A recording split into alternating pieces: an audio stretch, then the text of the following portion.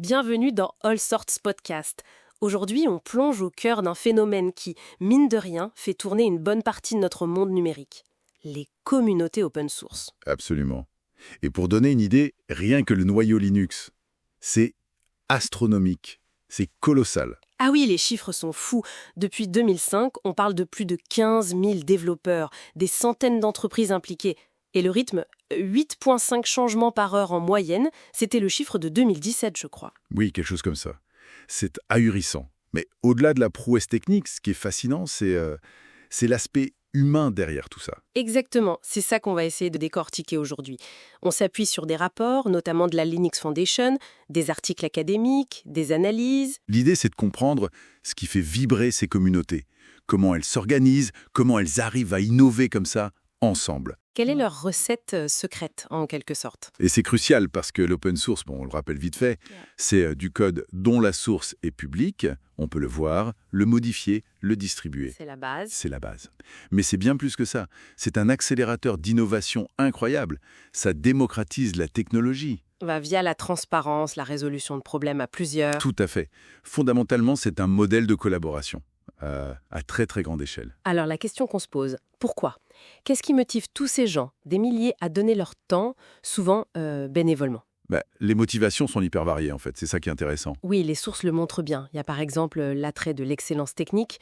Julia Lawal, une chercheuse, disait apprécier le contact avec une communauté hyper pointue. C'est-à-dire pouvoir échanger avec les meilleurs, se confronter. Et pour d'autres, comme Jens Axbo, c'est plus la satisfaction presque vertigineuse de voir son code tourner sur des milliards d'appareils. Ah oui, ça doit être quelque chose. Carrément. Ou alors c'est la passion purement technique, le côté low level, proche de la machine, qui se cook en parlait. Et il ne faut pas oublier la dimension presque idéologique, non? Thomas Gleixner, par exemple, c'est un fervent défenseur du logiciel libre, du FOSS. Pour lui, c'est juste la bonne façon de faire. Exactement, il y a une conviction derrière.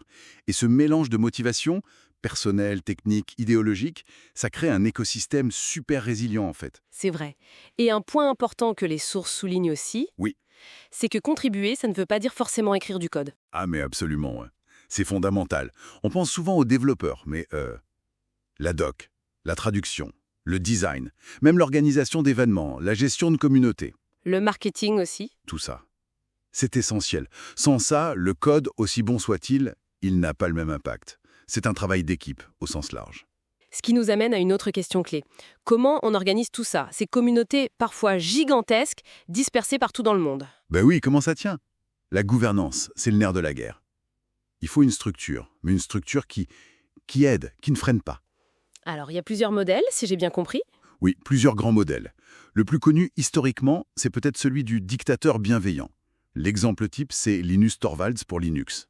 Le fondateur qui garde le dernier mot sur les décisions techniques importantes. C'est ça. Ça repose énormément sur la confiance que la communauté lui accorde et sur sa capacité à justifier ses choix techniquement. Souvent, il s'appuie sur des lieutenants, des experts de confiance pour différentes parties du projet. D'accord. Et à l'opposé, ou en tout cas différent, il y a la méritocratie. Voilà, la méritocratie. Très courant dans des fondations comme Apache, par exemple. Là, l'influence, le poids dans les décisions, ça dépend de la valeur de tes contributions passées. Plus tu as prouvé ta valeur, plus on t'écoute. En gros, oui. Et tu as les committeurs, ceux qui ont gagné le droit de valider et d'intégrer le code des autres. C'est un statut important. Mais ce système a aussi ses limites, non? Les sources mentionnaient des biais possibles. Oui, c'est un point sensible. Des études, notamment une sur GitHub, ont montré que, par exemple, les contributions de femmes avaient parfois plus de chances d'être rejetées si leur genre était connu. Donc, la méritocratie pure, elle peut avoir des angles morts, des biais inconscients. Il faut être vigilant. C'est important de le souligner. Et il y a d'autres modèles encore? Oui, on voit aussi des modèles de gouvernance plus distribués, on va dire, délégués ou communautaires. Pense à Ubuntu ou à Kubernetes, avec ses SIGs, ses Special Interest Groups. Ah oui, les groupes d'intérêt spécialisés. Exactement. Là, tu as des conseils, des comités souvent élus par la communauté qui supervisent le projet ou des parties du projet. C'est plus structuré, plus formel, mais ça vise à impliquer davantage de monde dans les décisions stratégiques. Donc plusieurs saveurs de gouvernance qui peuvent même coexister ou évoluer dans le temps, j'imagine. Tout à fait. C'est pas figé. Mais au-delà de la structure formelle, qu'est-ce qui fait qu'un projet open source réussit sur la durée? Qu'est-ce qui le fait vivre? Les analyses insistent beaucoup sur une vision claire, partagée par la communauté.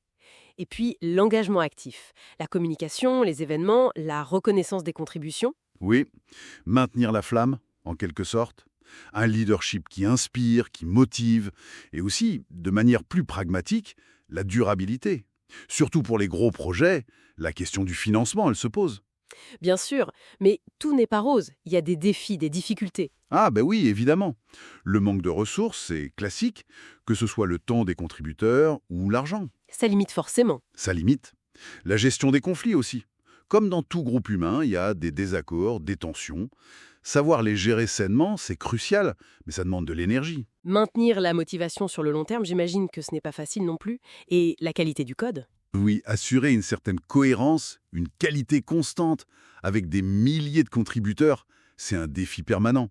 Et puis, il y a le gros sujet de l'inclusion et de la diversité. L'aborder dans plusieurs sources, effectivement. Oui, c'est un défi majeur. Historiquement, il y a une sous-représentation des femmes et d'autres groupes. Et même si ça s'améliore, les biais peuvent persister. C'est un manque à gagner énorme en termes de talent et de perspective. Donc, pour résumer, ce qu'on retient de cette exploration, c'est que le succès incroyable de l'open source, ce n'est pas juste une histoire de code génial. C'est fondamentalement une question de... De culture, d'organisation humaine, exactement. C'est la capacité à construire et à faire vivre des écosystèmes humains qui savent collaborer, s'organiser, s'adapter. C'est autant un système social qu'un système technique. C'est une belle synthèse. Et ça ouvre une dernière petite porte peut-être pour la réflexion. Au-delà du logiciel, est-ce que ces modèles qu'on a vus, la gouvernance décentralisée, la collaboration basée sur le mérite, la décision collective, est-ce qu'ils pourraient inspirer d'autres domaines? Intéressant comme question. Que ce soit pour la recherche, l'action citoyenne, même l'organisation du travail dans les entreprises. Qu'est-ce que ces laboratoires géants de collaboration peuvent nous apprendre? Une question qui laisse matière à penser, assurément. Merci beaucoup pour cet échange passionnant et merci à vous qui nous écoutez sur All Sorts Podcast. Si cette plongée dans les coulisses de l'open source vous a plu, si elle a éveillé votre curiosité, n'hésitez pas, un petit pouce bleu, un partage, un abonnement sur YouTube. Ça nous aide énormément à continuer ces explorations. Découvrez aussi nos autres épisodes, on y aborde plein de sujets variés. Et pour ne rien manquer, suivez All Source Podcast sur X, Instagram et Threads. On vous dit à très bientôt pour une nouvelle aventure intellectuelle.